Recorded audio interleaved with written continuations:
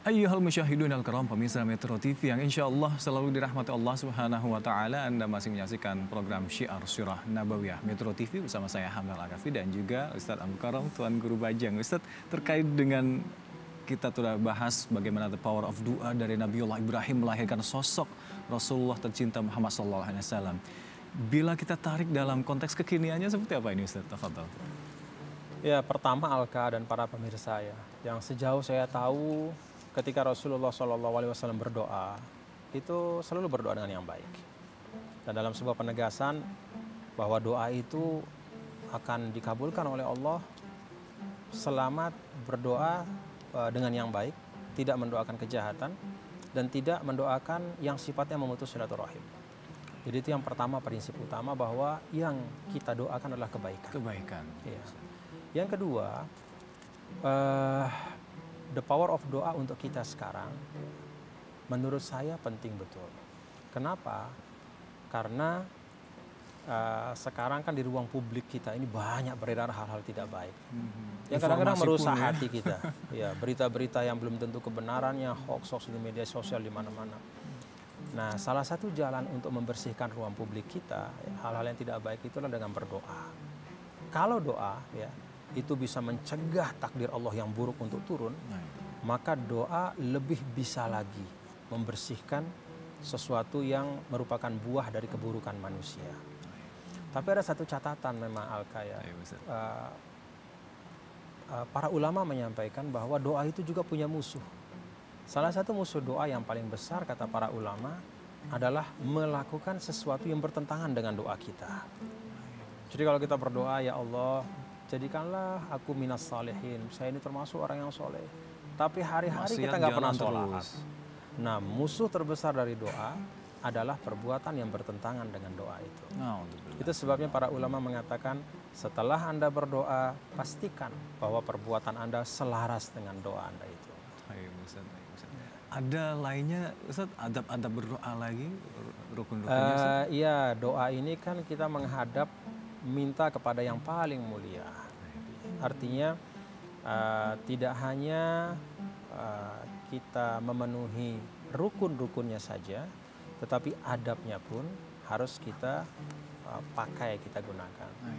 Jadi dengan kerendahan hati, dengan fokus dan kehusyuan. Sebagaimana kita bicara dengan orang, minta sesuatu tentu dengan kesungguhan, dengan persuasif, ya, dengan kerendahan hati. Walaupun doa itu bisa diucapkan dalam setiap keadaan, tapi yang paling baik, yang paling afdol itu kalau dipanjatkan menghadap kiblat dalam keadaan bersuci. Itu puncak dari adab kita. Kiblat dan bersuci. Ya, apalagi duburo kulli sholatin. Dibacanya itu setelah sholat wajib. Jadi doa setelah sholat wajib itu doa yang dahsyat. Termasuk doa ketika mendengar azan. Doa ketika kita mendapatkan karunia, bahkan doa ketika kita mendapatkan musibah. Jadi saat-saat seperti itu dengan penuh kehusyuan kita berdoa, itu bagian dari adab. Mudah-mudahan lebih mudah dikabulkan oleh Allah Subhanahu wa Ta'ala. Ustadz, terkait dengan hal ini di penghujung segmen kita, ibrah apa ya atau pelajaran yang paling penting yang bisa kita petik dari pentingnya the power of doa ini dari leluhur-leluhur kita, ternyata tercipta kita ya semacam ini.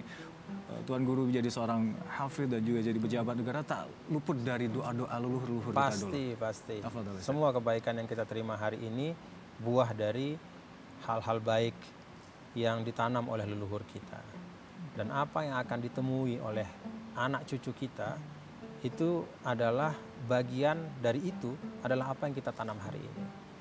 Jadi kalau kita cinta kepada keturunan kita, tidak dengan sekadar memanjakannya, memberikan makan 3 kali sehari, materi aja, pastikan untuk selalu mengisi jiwanya dengan doa-doa yang baik.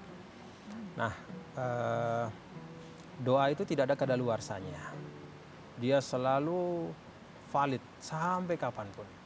Beda dengan benda-benda materi. Jadi ketika Alka sudah melemparkan satu doa kepada Allah, dia bisa berlaku selamanya. Sesuai dengan takdir dan iroda Allah Subhanahu wa Ta'ala. Artinya apa? panjatkan setiap saat doa-doa yang baik. Kita tidak pernah tahu kapan Allah mengabulkannya. Tapi tidak ada doa yang baik yang disia-siakan oleh Allah Subhanahu wa taala. Jangan lelah berhenti untuk berdoa dan berharap bahwa itu akan termakbul, Ustaz ya. Iya. Baik, Ustaz. Semoga ini menjadi pengingat kita untuk selalu senantiasa beristiqomah dan selalu berhuzon bila kita berdoa tapi belum juga terjawab oleh Allah SWT, karena Allah lebih tahu mana yang terbaik dan kapan yang terbaik untuk hambanya. Allahumma saya mohon maaf. Wallahu muwaffiq ila aqwamit thoriq. Wassalamualaikum warahmatullahi wabarakatuh. Waalaikumsalam.